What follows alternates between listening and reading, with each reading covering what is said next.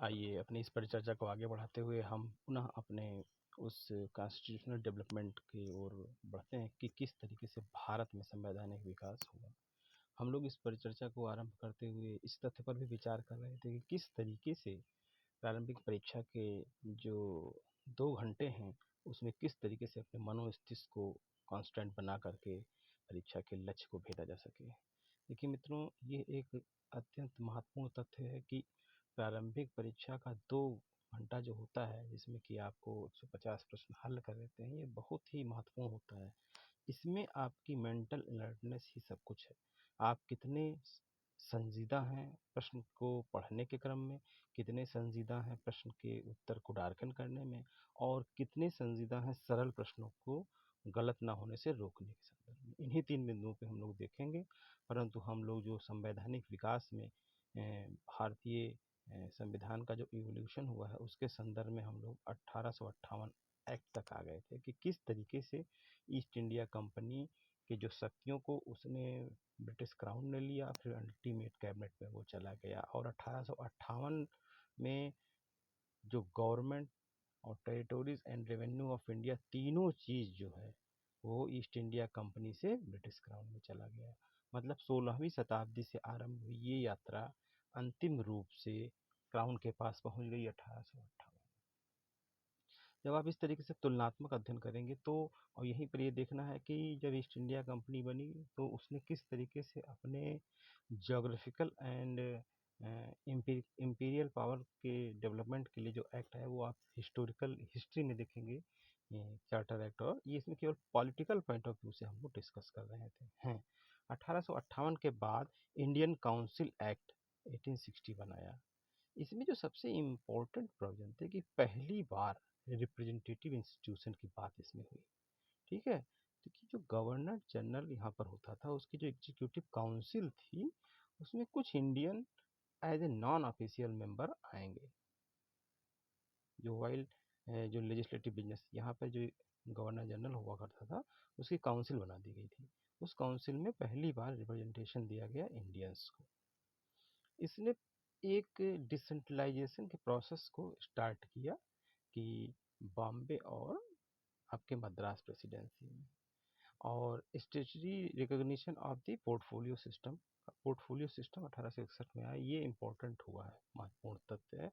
और इसने governor general को एम्पावर किया रूल बनाने के लिए, more convenient transaction of business in the council. ये 1861 के महत्वपूर्ण 1861 के इम्पोर्टेंट फैक्ट्स हैं जो कि देखिए ये इवोल्यूशन के संदर्भ में जो Indian council act, charter act, government of India act से प्रश्न सारे एग्जाम में आते हैं, चाहे वो छोटे एग्जाम हो, चाहे क्लर्कल ग्रेड हो, चाहे लोअर सबऑर्डिनेट हो, चाहे आपका आर ओ ए आर हो, सब जगह यहाँ से प्रश्न आएंगे ही आएंगे। तो इसको पॉज करके अच्छे से इसमें देखें, और ये जो फैक्ट इसमें मेंशन है इससे बियॉन्ड फैक्ट आने की संभावना बहुत कम होती है क्योंकि ये सारे इंपॉर्टेंट फैक्ट इसमें है। इसके बाद 1892 का जो एक्ट आया इसने principle of election indirect manner में, डायरेक्ट नहीं इनडायरेक्टली इन्वॉल्व किया, लागू किया। And the governor general still had a power of nomination even though the members were indirectly elected.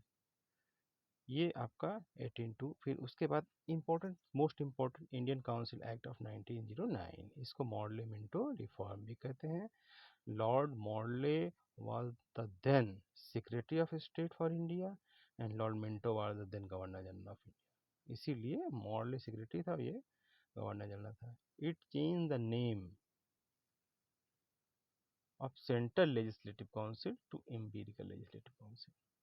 जो हमारी सेंट्रल लेजिस्लेटिव काउंसिल वो empirical legislative council and retained official majority in it. The provincial legislative council, on the other hand, were allowed to have non-official majority.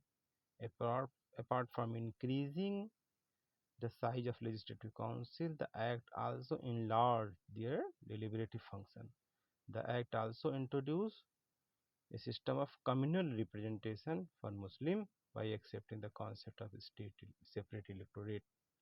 Thus, the act as legalized communalism, and Lord Minto came to be known as father of communal electorate. These facts generally come examination either in UPSC or in state provincial civil service as I have been seen till now in my last examination and even I am seeing in the coming examination, forthcoming examination.